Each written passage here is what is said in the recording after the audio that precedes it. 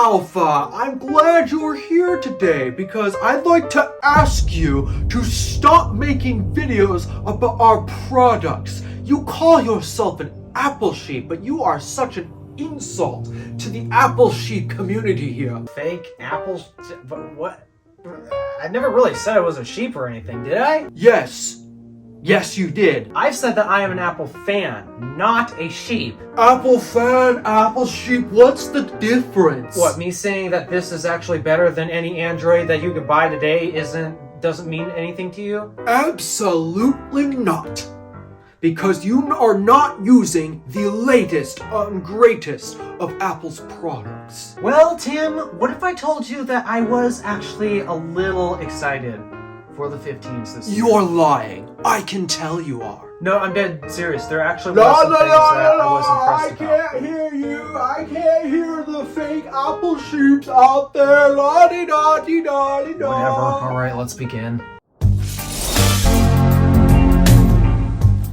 Okay, so I know the past couple of videos I've come off sounding extremely mad and frustrated and upset about the iPhone 15s and the general direction that the iPhones have been moving. And the sad truth is, I still am a little disappointed with how Apple's been handling the iPhone ever since they've been releasing iPhones after the XS Max. As basically the only way I can put it is they continue to stray further and further from what I believe is the best designed iPhone ever in the history of iPhone. But I'd be lying if I told you that I completely hated the 15 series altogether. There are actual attributes of those phones that personally I appreciate. In fact, there's even attributes of the 13 Pro Max that I'm recording this video on that I do miss in my daily driver phone instead of just using it as literally my camera for YouTube all the time. And so I guess in today's video, I want to rectify my negative feelings towards this whole direction that Apple keeps moving in with the iPhone. And I want to appreciate the advancements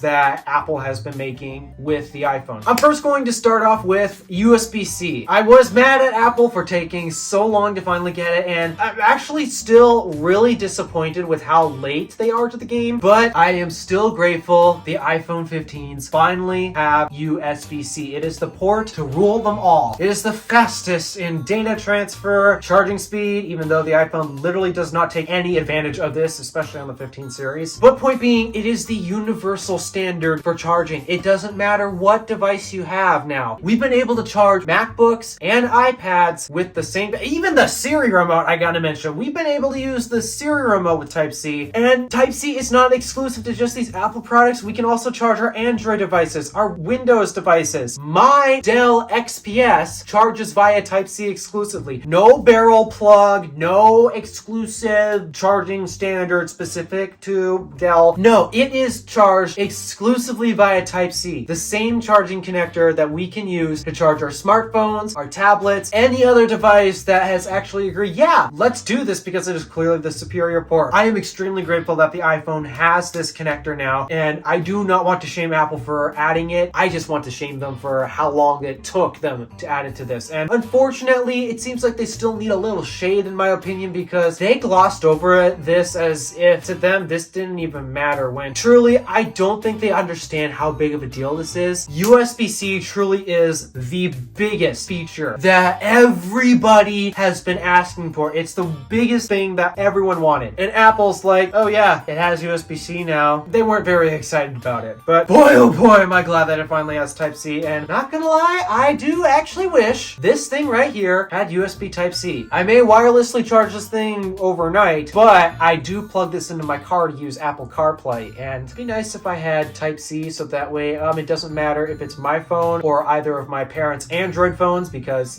I'm the only iPhone user in my family. It'd be nice if I didn't have to keep two separate wires in the car, one Lightning and one USB-C for my iPhone and then for my parents' smartphones when they're in the car with that, or my sister because she uses Android too. I hate being the only iPhone user in my family. But USB-C aside, there's other attributes of the new phones that I actually do appreciate a lot. Not the dynamic island. I'm sorry, that has not grown on me. So that's not one of them. But the regular series getting the 48 megapixel camera, I was not expecting that. And actually, I was blown away that Apple brought down what I thought would have remained a Pro exclusive feature to the Pros, except they brought it down to the regular 15 series. And I did not expect that. And personally, I am actually blown away with that because it allows for higher resolution photos. It allows for digital zoom with barely any loss compared to your standard 12 megapixel camera because it's turning those images back into 12 megapixels from 48. So yeah, I'm not complaining about the fact that they got a camera upgrade. And I was very surprised that it got the 48 megapixel camera upgrade, especially in the 15s, which means now it doesn't matter what iPhone 15 you buy. You will have the main lens, obviously, an ultra wide, and some method of zoom that doesn't completely destroy the quality of the photo. That is something I believe many people would appreciate. And tying cameras in together,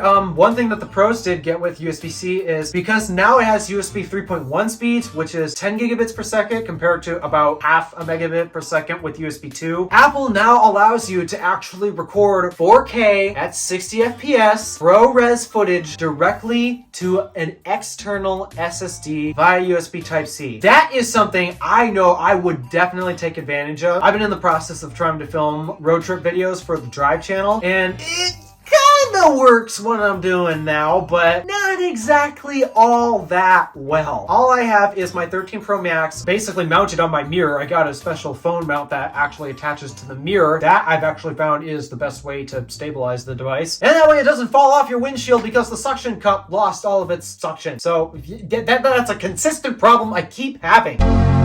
So yeah, that works very well. But the problem is the storage. My iPhone 13 Pro Max is only 256 gig, which is actually the same storage as my XS Max. So I can technically do it, but the problem is I have to compromise the quality of the video. I have to drop it to 1080 60 instead of 4K, which I would like to do because, little spoiler alert by the way, I actually am in the process of getting a monitor upgrade. Your boy's finally upgrading to 4K and not 1080p. So because of that, I like to actually view the 4K footage, and when you blow it up, especially on a TV, that decrease in quality becomes so much more noticeable. So because of that, I want to upgrade that quality of footage to 4K. Problem is, my device does not have enough storage for that. And well, okay, maybe I might not record at ProRes exactly because color correcting footage like that where the colors and lighting is constantly changing. Yeah, it is nice to have all that storage. That, and I would have to also find a splitter so that way I could plug the phone in, because the first road trip I took, let's just say I basically depleted the battery of the 13 Pro Max because of that constant video recording. But yeah, I am grateful Apple now lets you do that. So that way, whenever I need to film extremely long videos, I now don't have to worry about the phone randomly stopping recording because it ran out of storage. And this way, I also don't have to break the bank and pay, what is it, $1,600 for a terabyte of storage on the iPhone? What if even a terabyte's not enough? I got like a 2 terabyte external hard drive with me. It offers so much more flexibility with recording video, especially when now we have ProRes capabilities, which personally, I would like to experiment, especially here in the studio where the lighting basically doesn't change all that much. However, I'm a little hesitant to do that because, well, one, I have the phone first, but that, and also that's a lot of storage that I'd be burning up. I'm not the world's greatest color corrector. Like, I only do 2 things to color correct this footage, and in general, it's details that I don't like to mess with that much, but still, something that I wanted to experiment with. And well, now doing that will be much easier if I actually wanted the 15 Pro Max to begin with. And yes, I go Pro Max because you know me, go big or go home when it comes to screen size. Finally, the last thing that I actually really appreciate about the 15s, and I genuinely hope this is not exclusive to them, because the 14s, in my opinion, the 14s should be able to do this with a software update, but as of now, from what I'm hearing, it's exclusive to the 15s. Roadside assistance via satellite connectivity. I don't know if you know this, but out where I live, the cell service here sucks. And actually, all you have to do is drive basically half an hour north of where I am. There's no service. There are 0 cell towers, no matter which direction you drive 30 minutes north of me. So because of that,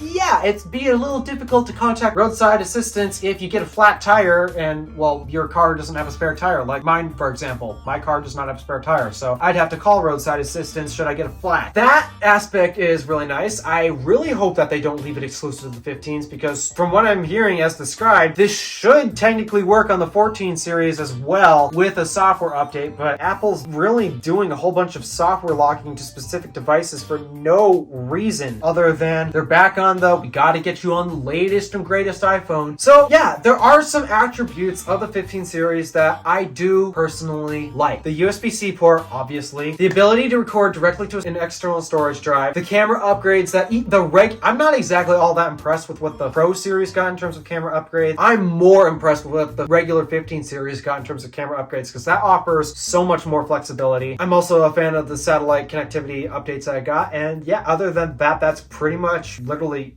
it. So I'm not completely mad at the 15 series, and yeah, I know I made it sound like I'm not exactly a fan of these phones, and to be honest, as a daily driver, I still would not use it. I will continue to use this iPhone XS Max until it stops getting software updates, and basically I will be sad until Apple actually decides to go back towards the beautiful design of this phone. Despite that the 15 series got the rounded edges, well, quote unquote rounded edges, yeah, it might have slightly bigger radii. However, the thing is, when I work in the machining industry and I have machined stuff about the size of those radii, it actually makes little to no difference. I'm dead serious. The issue where it's cutting into your hand because the edges are so sharp, that little of a change to the radii is not going to make a difference. I promise you that much. But anywho, those are my actual thoughts on the 15 series. It's great. Actually, I think it's a much bigger deal than the 14 series last year. I was not happy with the 14 series at all, with the whole dynamic island introduction. The fact that basically the regular series got the exact same chip as last year. And also, this is still a problem with the 15 series today. The regular series is too expensive. I'm sorry, it's just too expensive. But I do believe that this year, the iPhone's got a much bigger upgrade compared to last year. So I am grateful for that. And who knows? Maybe I'll get an iPhone to replace the 13 Pro Max for recording these videos because, I mean, I gotta be honest. Right now, my 13 Pro Max, it does what I need it to do. Recording videos here in this room functions just fine for that, but if I want to take it outside of that, the versatility starts to get a tad challenging in terms of road trip videos, which I do want to make. Problem is that requires so much storage. Well, yeah, I could have bought a terabyte 13 Pro Max, but I'm not spending that type of money on an iPhone. I'm sorry.